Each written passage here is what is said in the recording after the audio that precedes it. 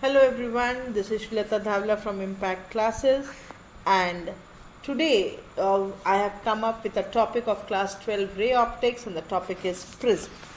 So prism in terms of board is a 5-mark question, very important topic for your boards as well as your JEE and NEET. So first let us understand what is a prism. So prism is a wedge shape, like potato wedges जो आप खाते हैं. It is a wedge portion of a transparent refracted medium which is bounded by two plane faces. बाप रे, इतना तो आपको समझने में दिक्कत हो जाएगा.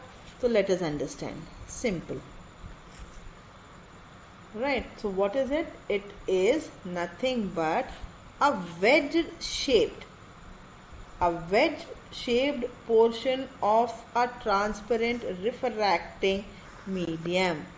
Wedge shaped portion of a transparent refracting medium bounded by two plane surfaces, two plane faces.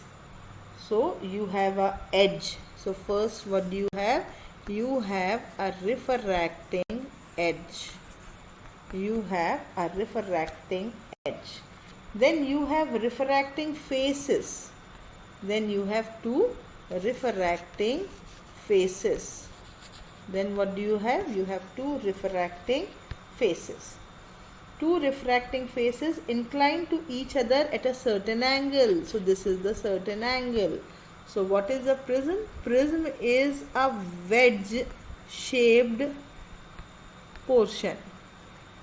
Veg shaped portion. किसका वेज शेप्ड पोर्शन है? Of transparent refracting medium. किसका है? Transparent refracting medium bonded by what?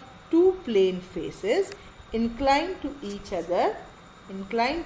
other at an angle, and that angle is called what? The angle of prism. So when you talk about refraction through a prism, you talk about one principal section. Suppose I say this is as A, B and C, then A, B, C is the principal section of the prism. So when you talk about prism, you talk about the deviation which it produces. So today we will be learning how the deviation is produced and what are the various relationships. So suppose I have the principal section of the prism as A, B, C, and a light ray PQ is incident on it. Then point P forms the point of incidence from where I draw a normal.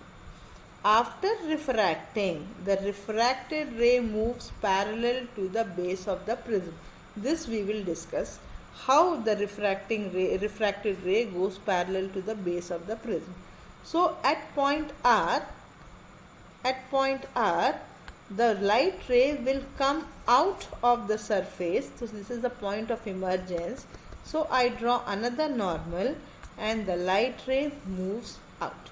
So this is my angle of incidence. We have discussed that this is the angle of prism, this is the angle of emergence, this is R1, this is R2, and let this angle be 1. So if you can see, then if I mark this point as N, then A, Q, N, R is a parallelogram in which angle A plus angle 1 should be equal to what? 180 degree.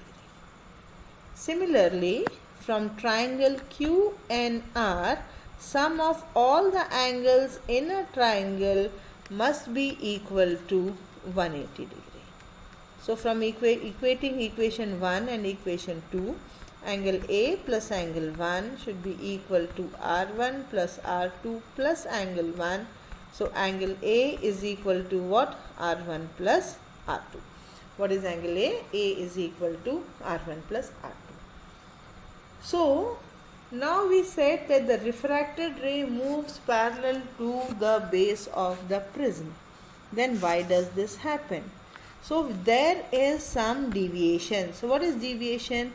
The angle between the undeviated incident ray and the emergent ray is angle of deviation. You have to always remember that the angle of deviation will always be marked inside the prism. You cannot mark it outside the prism. The angle of deviation is always inside the prism. So if you have a clear look, then this angle should be equal to I minus R1, and this angle, small angle, should be equal to E minus R2. Therefore, the delta being the exterior angle is equal to I minus R1 plus E minus R2. So, delta is equal to I plus E minus sine common R1 plus R2. And what is R1 plus R2? Angle of prism. So, this is I plus E minus A. So, when you talk of angle of deviation, you have to remember that if I plot a graph between angle of incidence and angle of deviation, there as the angle of incidence increases, angle of deviation decreases, there comes a particular angle of deviation at which the angle of incidence for which the angle of deviation is minimum.